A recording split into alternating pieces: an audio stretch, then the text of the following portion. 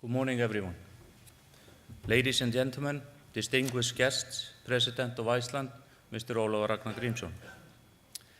The story goes that when the University of California at Irvine first built its campus, they just planted grass.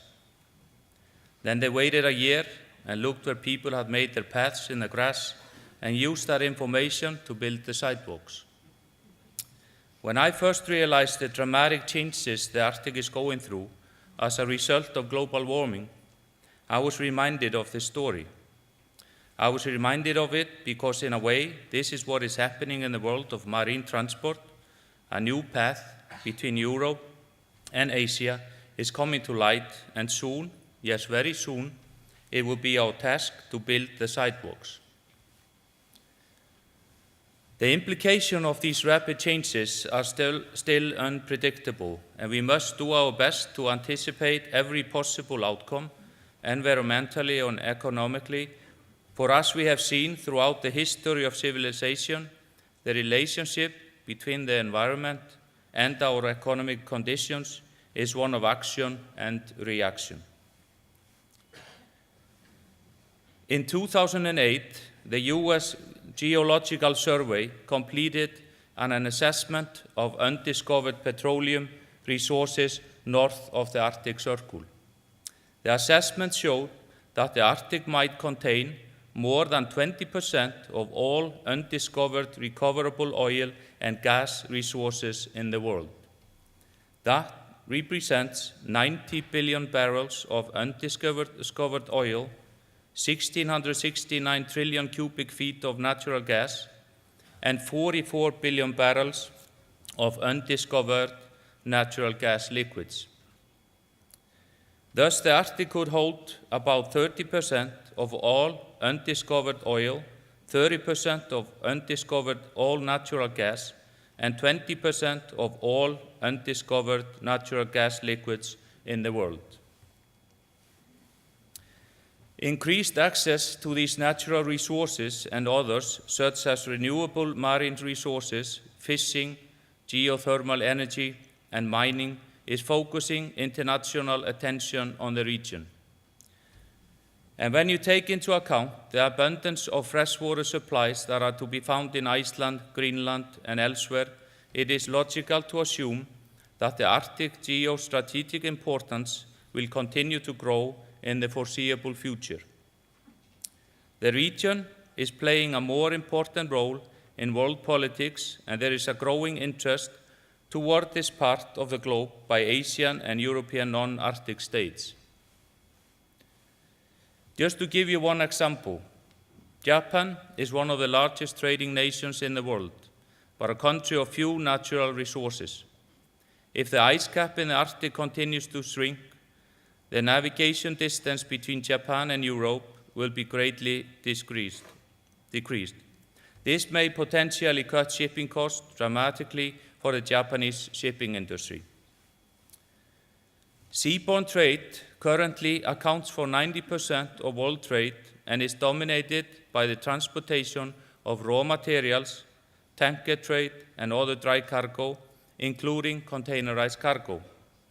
The growing importance of the trade relationship between Europe and Asia and the resulting increase in seaborne traffic between the two continents will result in further congestions and a higher risk of collisions along the existing sea routes, and their choke points, for example, the Suez Canal and the Strait of Gibraltar. During the Soviet era, the Northern Sea Route never achieved its intended importance as a transit route between the two world oceans, but in recent years, the interest in transit has increased immensely. From 2 vessels in 2009, 6 vessels in 2010, 34 vessels in 2011. This year, 270 vessels have been authorized to sail the Northern Sea Route. Arctic transit routes represents a new link between European and Asian markets at a time when traditional transit routes through the Panama and Suez Canal are approaching their carrying capacity. Furthermore, these routes are far from optimal in terms of the natural resources found along the way, and when you factor in terrorism and piracy on certain key routes around the world, the increased costs, both human and financial, are taking their toll. Concerns of sea traffic congestions, capacity and safety will only increase as the world trade is expected to grow by 75% by 2025, and the world's cargo fleet is forecasted to grow by 25% or more before the end of the decade, from 77,500 vessels in 2008 to more than 100,000 vessels that are above 500 deadweight tonnage by 2018. I did not come here to bore you with big numbers, but I find the following facts very interesting. 80% of world industrial production takes place north of the 30 degrees parallel north latitude, and 70% of all large metropolitan areas lie north of the Tropic of Cancer or 23 degrees parallel north. Bearing this in mind, the Arctic and its ocean has the potential in the very near future to become both a major source of natural resources and a shortcut between the world's most productive regions and lucrative markets, becoming, if you will, the Mediterranean of the Arctic. Iceland is the only country located entirely within the Arctic region, and as such, it has a unique geopolitical location in the North Atlantic.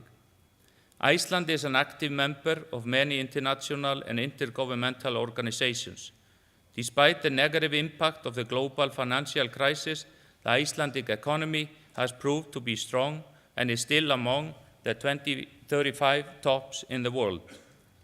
Iceland's labor market conditions are very favorable compared with the rest of the world, and as a member of the European Economic Area, Iceland practices the same liberal business philosophy as the European Union.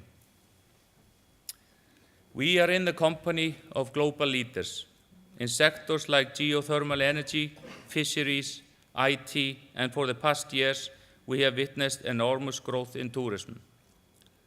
16 international airlines fly daily into Iceland year-round, providing consistent connection between all major cities and business centers in Europe and North America. Iceland's educated population, low corporate tax rate, and European business practice make it an ideal country for trade and investment. My company, Eimskip, is not a geopolitical player, nor is it in the business of mining or petroleum. We are in the business of shipping and have been for 100 years. The history of Eimskip, Iceland's first major shipping and transportation company, and the history of my nation's struggle to independence are intimately connected.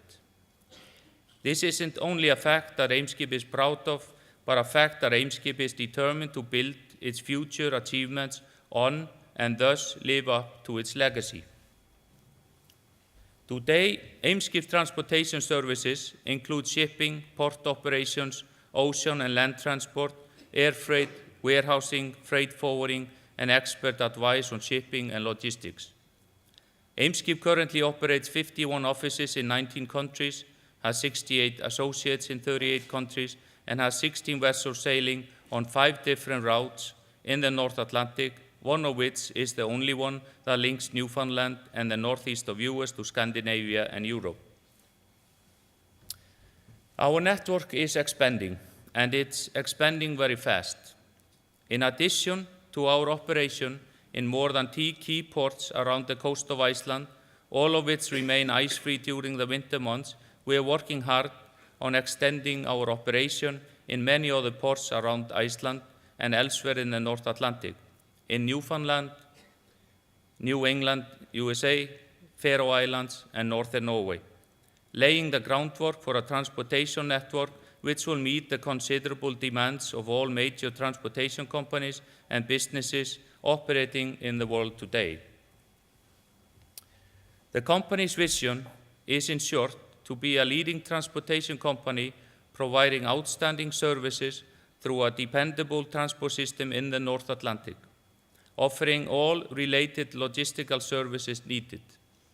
The experience of doing business in and from the Arctic Circle for 100 years is an asset that we cherish greatly.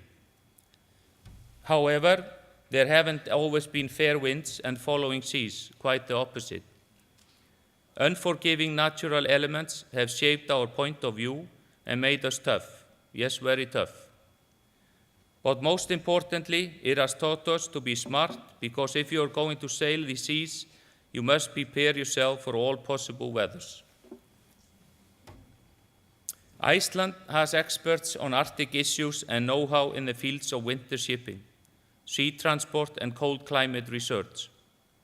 And with an educated labor market complemented by a liberal business philosophy, the idea of Iceland playing a key role in becoming a transshipment hub for container traffic in the North Atlantic is not only practical, but also unavoidable.